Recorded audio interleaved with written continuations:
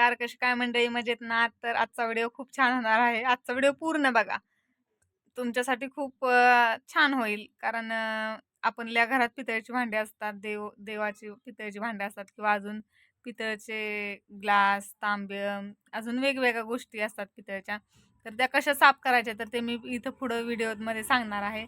घरच्या घरी सगळ्या वस्तू असतात, त्याच घेऊन फक्त करायचं आहे. तर नक्की हा पूर्ण व्हिडिओ बघा. तुम्हाला न काही करता, न दुकानात जाता, न कोणत्या गोष्टी आणता, सगळ्या वस्तू घरातल्याच आहेत. फक्त 4 ते 5च वस्तू आहेत. त्या टाकून तुम्ही भांडी चकाचक करू शकता. तर पुढं व्हिडिओ तसाच बघत राहा. असाच व्हिडिओ पुढं बघत राहा. आणि व्हिडिओ जर आवडला तर नक्की लाईक करा, शेअर करा आणि कमेंट करा. चला तर भेटू आपण थोड्या वेळात.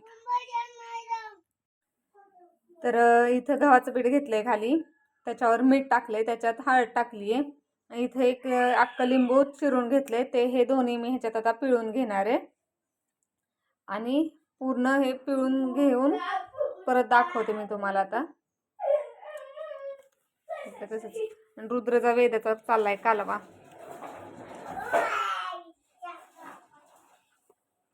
दोन्ही लिंबच आहे ना पूर्ण असं सगळं नीटनेटकं छान असं पिळून घ्यायचंय.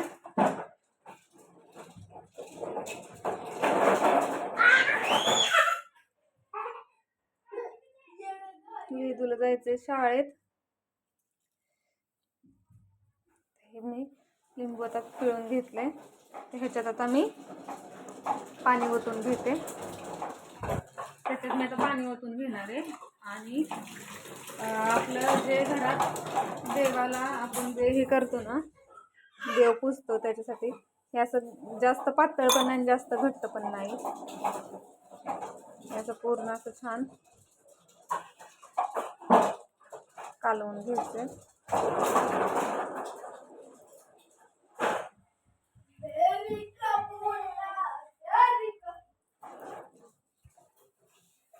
असं छान असं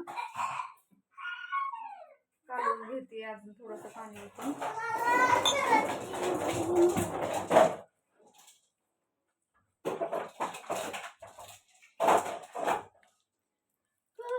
सगळ्या गाठी बिटी मोडून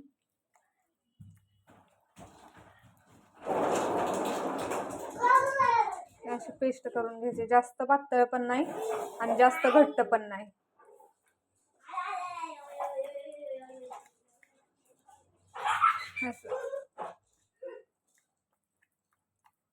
थोडंसं तुम्हाला वाटलं तर अजून थोडंसं पाणी ह्याच्यात टाकू शकता. जी पितळेची भांडी आहेत का नाही, त्याच्यासाठी हे आहे. दाखवते तर मी एवढंच टाकले. हळद, मीठ, बेसन पीठ म्हणते हळद, मीठ, गव्हाचं पीठ आणि लिंबू एवढंच पिळून हे आता मी फक्त 1-2 मिनिटासाठी किंवा 5 मिनिटासाठी हे पूर्ण मिश्रण तसंच ठेवणार आहे. पूर्ण ते एकजीव होण्यासाठी पाण्यात चांगलं मिक्स करून घेतलंय. तर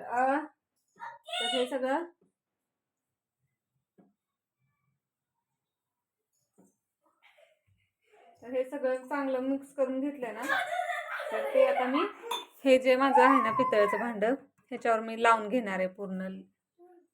त्याच्यावर मी पूर्ण लावून घेणार आहे. लावून घेताना दाखवते मी तुम्हाला. तर भेटू आपण थोड्या वेळात. हे बघा कसं झालंय. आता सगळं मिक्स करून घेतलंय आणि हे जे आता माझ्याकडे आहे ना, तर ह्याला मी आता पूर्ण लावून घेते. काहीही त्याच्यात टाकलेलं नाही, तर हे पूर्ण सगळीकडं लावून घेते. हे छान असं मिक्स करून झालंय. आता ह्याच्यावर मी हे सगळीकडं लावून घेणार आहे. पूर्ण सगळीकडं छान असं हे लावून घेते.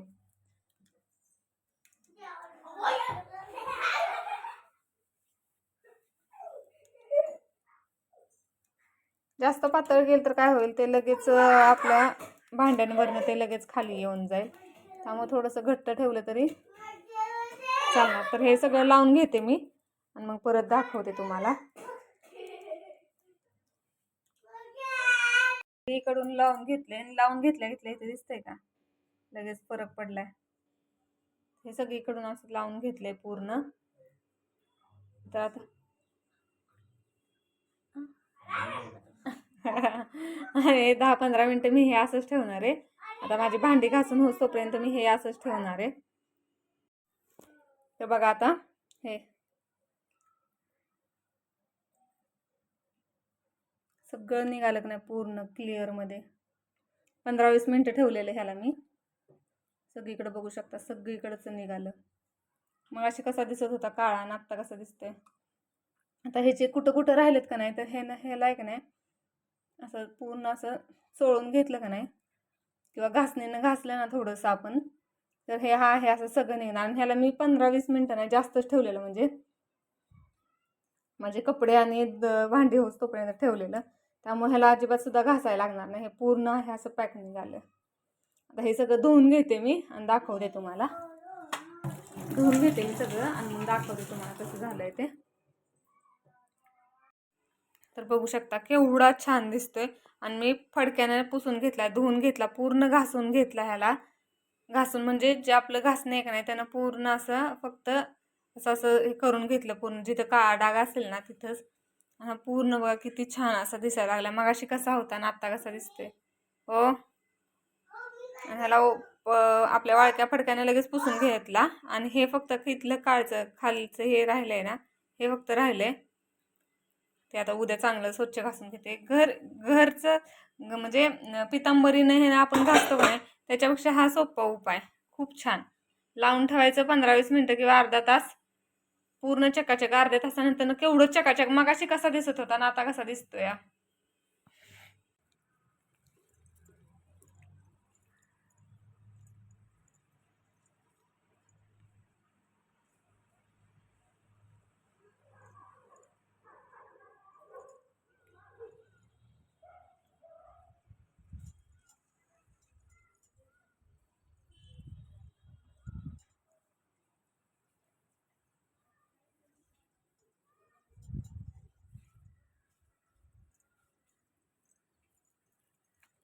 काम करायला या, काम करायला सगळे.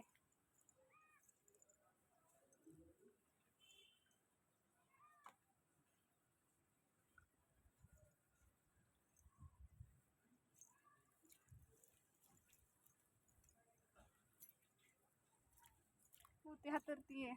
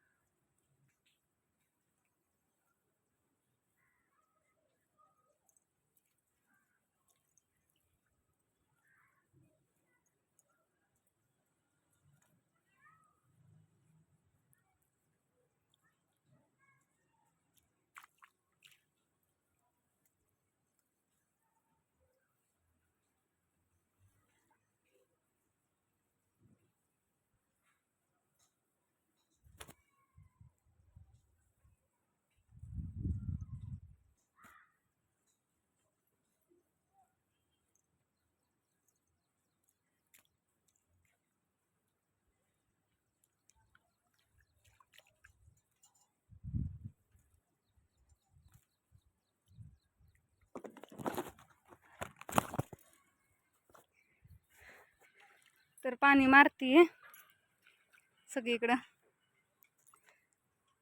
आणि पोती हातरतीये म्हणजे सगळं हे होईल. बसल दाखवते तुम्हाला 1 मिनिट. असे पोते हातरलेत सगळीकडं. ते अजून त्यांनी कडनं लावलं नाही ना पाणी साठवून ठेवायला, त्यामुळे म्हटलं थोडंफार पोते हातरून ठेवावीत.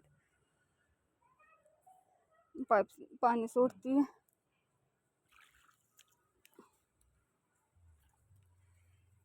झालंय थोडंफार हातरून झालेत पोती. थोडंफार इकडं राहिलंय पाणी मारायचं अजून. चांगलं सगळं इथंच त्याच्यातच जातंय पाणी, त्यामुळं सगळीकडं मारून ठेवतीये. तर भेटू थोड्या वेळानं गेल्यावर.